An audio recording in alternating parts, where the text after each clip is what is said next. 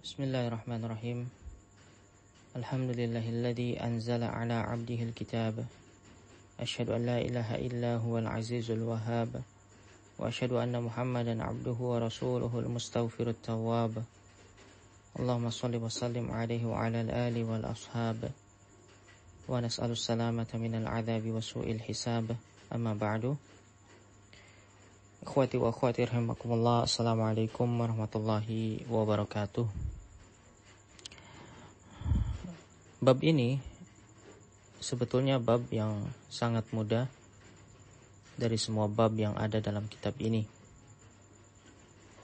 Dan kita juga bisa menyaksikan bahwa bab ini adalah bab yang paling pendek, bahkan antum semua bisa membacanya sendiri mungkin dalam sekali duduk. Ketika antum mengetahui hakikat i'rab, maka saya kira tidak perlu antum membaca bab ini hingga akhir. Di dalam kitab Al-Ajurumiyah yang kita semua mengetahuinya, disebutkan bahwa al-i'rabu huwa taghyiru awakhiril kalim. I'rab adalah perubahan akhir dari sebuah kata, ya, karena kalim di sini adalah jamak dari kalimah. Dari pernyataan tersebut yang disampaikan oleh Ibnu Ajurum rahimahullah ta'ala, sudah jelas bahwa selain daripada kalimah maka ia tidak memiliki i'rab. Dan ini adalah hukum asalnya. I'rab hanya dimiliki oleh kalimah. Maka jumlah hakikatnya tidak berhak untuk memiliki i'rab. Karena apa? Karena sejatinya jumlah itu tidak memiliki akhiran. Saya beri contoh dalam jumlah ja'a Zaidun.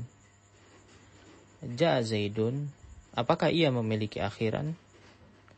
Ya, jawabannya tidak secara keseluruhan.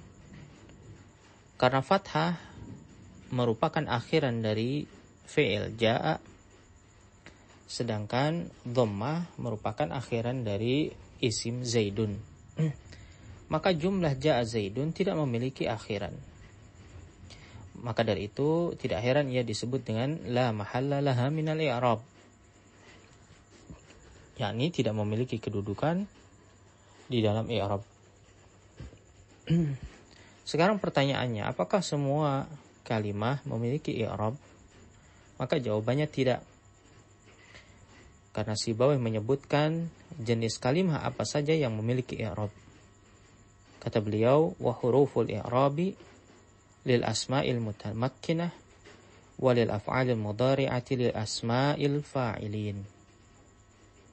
Bahwasanya huruf i'rab itu hanya milik isim mutamakkin, yaitu isim yang munsharif dan isim yang ghairu munsharif.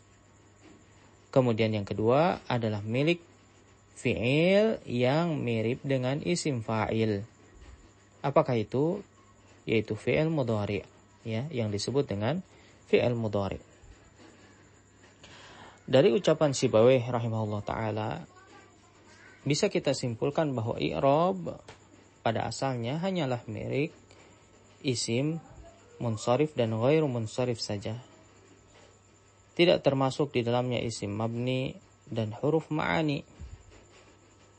Juga tidak termasuk di dalamnya fi'il, kecuali fi'il yang memiliki kemiripan dengan isim fa'il, yaitu fi'il mudhari', maka ia diikutkan dengan isim mutamakkin. Adapun fi'il madhi dan fi'il amar maka tidak berhak menerima i'rab. Sekarang di sini disebutkan oleh penulis kitab Mulakhas. Beliau membuat sebuah pasal yang berjudul Al-jumlatul lati laha mahallun minal i'rab. Itu jumlah yang memiliki kedudukan di dalam i'rab. Sehingga dari muqaddimah tadi, kita bisa langsung menebak bahwa jumlah apakah yang dimaksud, yaitu jumlah-jumlah yang menggantikan isim mutamakin. Karena hanya itu yang berhak, ya, hanya jenis kalimah itulah yang berhak mendapatkan i'rab. Jika jumlah tersebut tidak sedang menggantikan isim mutamakin, maka sudah pasti apa? La mahalla laha minal i'rab. Tidak memiliki kedudukan apapun di dalam i'rab. Nah, itulah ringkasan dari bab ini atau pasal ini yang dia terdiri dari 2 pasal, yaitu jumlah yang memiliki i'rab dan jumlah yang tidak memiliki i'rab. Beliau menyampaikan di sini, qad taqa'ul jumlatu sawa'un kanat ismiyatan am fi'liyatan mawqi'al ismil mufrad fata'khudhu mahallahu fil i'rab. Bahwasanya terkadang suatu jumlah atau kalimat, baik dia ismiyah maupun fi'liyah, menempati suatu posisi atau menggantikan posisi isim mufrad. Ya, yang dimaksud dengan isim mufrad di sini adalah isim mutamakin. Maka dia mengambil porsinya di dalam i'rab. Kama fil misal ar-rajulu hadara. Ar-rajulu hadara. Faqad waqa'atil jumlatu hadara al-mukawwanatu minal fi'li wal fa'il mawqi'al khabar. Nah, di sini bahwasanya jumlah jumlah fi'liyah, ya, jumlah fi'liyah hadara, yang mana dia terdiri atau tersusun dari fi'il dan fa'il, dia menempati posisi khabar. Haitsu yumkinu ayyuqala ar-rajulu hadirun. Karena khabar itu pada asalnya adalah isim mufrad. Ya, asalnya kalimatnya ar-rajulu hadirun. Kemudian hadirun ini digantikan posisinya oleh sebuah jumlah, yaitu hadara. Ya, sebagaimana Ibnu Ya'ish mengatakan aslul khabari ayyakuna mufradan, bahwasanya pada asalnya khabar itu mufrad. Pada asalnya khabar itu mufrad. Sama halnya seperti hal, kemudian na'at dan seterusnya. Ya, sehingga jika ada selain mufrad yang mana dia ditempatkan pada tempat khabar, maka hakikatnya dia menggantikan mufrad. Ya, hakikatnya dia menggantikan mufrad. Sehingga dia memiliki kedudukan dalam kalimat tersebut sebagaimana isim mufrad. Baik. Beliau memberikan contoh di sini, memberikan perincian. Wa hunaka tis'atu mawadhi'. Ada 9 posisi taqa'u fihal jumlah sawa'un akanat ismiyatan am fi'liyatan mawqi'al ismil mufrad fata'khudhu mahallahu minal i'rab. Di mana di sana ada 9 kedudukan atau posisi yang ditempati oleh jumlah, yang mana ini asalnya dia adalah mawqi'al ismil mufrad. Asalnya dia ditempati oleh isim mufrad. Hadhil mawadhi'u hiya, yang pertama, ya, al-mawdhi'ul awwal idza wuqi'at khabaran li mubtada'in. yakni ketika jumlah tersebut diletakkan sebagai khabar dari mubtada. Diletakkan sebagai khabar dari mubtada, sebagaimana contoh yang tadi sudah diberikan. Di sini contoh lainnya, al-asyaru awsanuha muriqatun. Pohon-pohon itu rantingnya berdaun. Ranting-rantingnya berdaun. Yang kita perhatikan, al-asyaru mubtada, kemudian khabarnya yang semestinya dia isim mufrad digantikan oleh jumlah ismiyah awsanuha, di sini adalah mubtada tsani, kemudian muriqatun di sini adalah khabarnya. Maka awsanuha muriqah fi mahalli raf'in. Fi mahalli raf'in khabar, karena dia menggantikan isim mufrad. Contoh lainnya, as-samaku yasbahu. Ikan itu berenang. As-samak di sini mubtada, Yasbahu ini terdiri dari fi'il dan fa'il, yang mana fi'il dan fa'il ini menggantikan khabar mufrad, maka dia fi mahalli raf'in khabarun. Ya, kemudian ada malhudhah di halaman 171 yang disampaikan oleh penulis, yajibu an tashtamila jumlatul khabari ala dhamirin yarbituha bil mubtada. Diwajibkan atau disyaratkan bahwa jumlah khabar tersebut harus memiliki dhamir yang mengikatnya dengan mubtada, karena jumlah bisa berdiri sendiri, tidak sebagaimana isim. Ya, isim tidak bisa dia berdiri sendiri dalam kecuali dia bersama dengan kalimah yang lain sehingga membentuk sebuah jumlah, barulah dia mufidah. Adapun jumlah dia independen, dia bisa berdiri sendiri dan dia mufidah. Maka bagaimana kita tahu bahwa dia adalah bagian dari suatu jumlah yang lain kalau tidak diikat? Ya, misalnya yasbahu, jumlah mufidah. Ya, atau agsanuha muriqah, jumlah mufidah. Ya, tanpa adanya asjar, tanpa adanya as-samak. Berbeda misalnya Zaidun qa'imun. Ya, qa'imun tanpa Zaidun dia tidak bisa berdiri sendiri. Bukan atau tidak memenuhi syarat mufidah. Maka dari itu tidak perlu adanya rabit atau pengikat.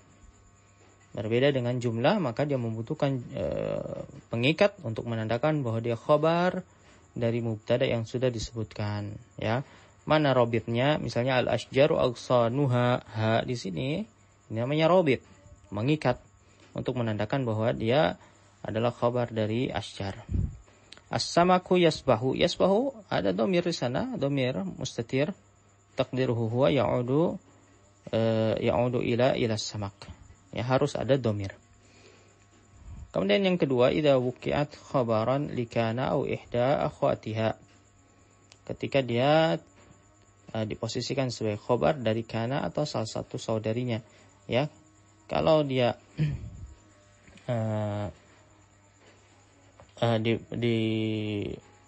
dia memiliki kedudukan dalam i'rab ketika dia berfungsi sebagai khabar, maka demikian juga dengan khabar kana dan khabar inna. Hukumnya sama, ya, hukumnya sama. Contohnya kana rajulu thiyabuhu nadhifah. Laki itu pakaiannya bersih, ya. Thiyabuhu nadhifah ini dia fi mahalli nasbin. Ya, fi mahalli nasbin khabaru kana. Khabaru kana. Kemudian juga amsat tilmidhu yadrusu. Anak itu siswa itu belajar di sore hari. Ya, yadrusu ini fi mahalli nasbin khabaru amsa. Kemudian yang ketiga, idza wuqi'at khabaran li inna au ihda akhwatiha. Ya, contohnya innar rajula thiyabuhu nadhifah. Sama ya, seperti yang atas. Cuma dia bedanya fi mahalli raf'in khabaru inna. Kemudian inna tilmidha yadrusu. Yadrusu fi mahalli raf'in khabaru inna. Kemudian yang keempat, idza wuqi'at maf'ulan bihi. Ya, maf'ulan bihi. Maf'ul bih dan mansubat yang lain juga termasuk mahal atau kedudukan yang hanya dimiliki oleh isim. Ya, jika kedudukan ini ditempati oleh jumlah, maka jumlah tersebut laha mahallun minal i'rab. Dia punya kedudukan, yaitu fi mahalli nasbin. Contohnya qala talibu ana mujiddun. Ya, qala membutuhkan maf'ul bi dan maf'ul bihnya ini biasanya berupa jumlah. Maka jumlahnya ini karena mengikuti maf'ul bi yang lain, ya ini yakni maf'ul bi yang lain berupa isim. Maka ana mujiddun ini fi mahalli nasbin. Ya, ana mujiddun fi mahalli nasbin maf'ulu qala. Ya, siswa itu berkata, saya orang yang ulet. Kemudian berikutnya yang nomor 5, idza wuqi'at halan. Ya, idza wuqi'at halan. Sama, hal itu asalnya mufrad seperti khabar dan dia sifat. Contohnya nantasiru 'alal aduwi wa nahnu yadun wahidah. Kami menang kami mengalahkan musuh-musuh kami dan kami dalam kondisi bersatu. Al-wawu di sini wawul hal, ya, ada wawu sebelum nahnu. Kemudian mana di sini nahnu yadun wahidah, di sini jumlah ismiyah fi mahalli nasbin hal. Contoh lainnya sami'tu tuyura tugharridu. Aku mendengar burung berkicau. Tugharridu di sini ya fi mahalli nasbin hal. Ada catatan dari penulis malhudhah. La taqa'ul jumlatu halan illa idza kana sahibul hali ma'rifah. Bahwasanya jumlah itu tidak sekali-kali dia berfungsi sebagai hal kecuali jika sahibul halnya ma'rifah. Sampai di sini mungkin maksud penulis adalah untuk membedakan dari na'at. Karena jumlah itu dihukumi nakirah. Maka kalau sahibul halnya atau isim sebelumnya ini nakirah, tentu dia adalah na'at, man'ut, ya. Jadi supaya tidak tertukar dengan na'at dan man'ut, isim sebelumnya ini harus ma'rifah. Ini pendapat penulis. Akan tetapi kita baca lanjutannya. Wa yushtaratu fil jumlati allati taqa'u halan an tashtamila ala rabitin yarbituha bi sahibil hal. Disyaratkan pada kalimat yang dia menduduki posisi hal mengandung robit. Tadi kita sudah bahas apa itu robit, yang mana dia mengikat hal dengan sahibul halnya. Ya, ini syarat yang disampaikan oleh penulis. Kemudian kita lanjutkan wa hadzal rabit qad yakunul wawa faqat awid dhamir alladhi ya'udu ala sahibil hal awil wawa wad dhamira ma'an. Rabit ini bisa berupa wawu saja atau berupa dhamir yang kembali kepada sahibul hal, atau bisa keduanya. Baik, sekarang apa yang dikhawatirkan oleh penulis, yaitu tertukarnya hal dengan na'at, mungkinkah terjadi dengan adanya rabit? Maka jawabannya tidak mungkin terjadi. Apa yang dikhawatirkan oleh penulis ini tidak mungkin terjadi. Kenapa? Karena wawu dan dhamir inilah yang membedakan ia dengan na'at. Maka dari itu, mungkinkah sahibul hal itu nakirah dengan hal berupa jumlah? Jawabannya mungkin. Mungkin sekali. Dan ini contohnya ada dalam Al-Quran. Sebagaimana Allah Ta'ala berfirman, Au kalladhi marra ala qaryatin wa hiya khawiyatun ala urushiha. Ya, atau sebagaimana orang yang melalui suatu negeri yang telah roboh, negeri tersebut menutupi atapnya. Yang menjadi syahid di sini qaryah. Au kalladhi marra ala qaryatin. Qaryah di sini sahibul hal, dia nakirah. Kemudian wahya khawiyatun ala urushiha, ini adalah jumlah ismiyah yang mana dia menempati posisi hal, ya. Dan di sana ada dua robit. Yang pertama wawu dan yang kedua adalah dhamir hiya yang ya'udu ala qaryah. Mungkinkah dia menjadi na'at atau tertukar dengan na'at karena sahibul halnya berupa isim nakirah? Jawabannya tidak mungkin. Tidak mungkin tertukar. Ini sudah pasti hal karena di sana ada rabit. Jika halnya berupa mufrad, maka ini lebih boleh lagi. Ya, lebih memungkinkan lagi bahwa sahibul halnya nakirah. Sehingga anggapan sebagian pengajar, ya, atau mungkin sebagian ulama mengatakan bahwa setiap jumlah yang terletak setelah isim nakirah, isim ma'rifah itu adalah hal. Hal itu bisa nakirah, dan ini disampaikan oleh Sibawayh. Sibawayh menyampaikan bahwa boleh kita mengatakan fihi rajulun qa'iman atau fil baiti rajulun qa'iman. Di dalam rumah ada seorang yang sedang berdiri. Qa'iman hal. Rajulun sahibul hal. Ini memungkinkan tanpa ada robit sekalipun. Tanpa ada robit. Kalau dia isim mufrad. Karena kalau isim mufrad dia punya i'rab. Ya, kita bisa membedakan apakah dia hal atau na'at. Tentu saja dengan catatan tidak terjadi iltibas. Ya, kalau dikatakan fihi misalnya ra'aitu rajulan qa'iman, nah di sini iltibas. Ya. Pasti dia na'at. Tapi kalau dikatakan fihi rajulun qa'iman, mungkinkah tertukar dengan na'at? Tidak mungkin karena i'rabnya berbeda meskipun tidak ada robit. Ya.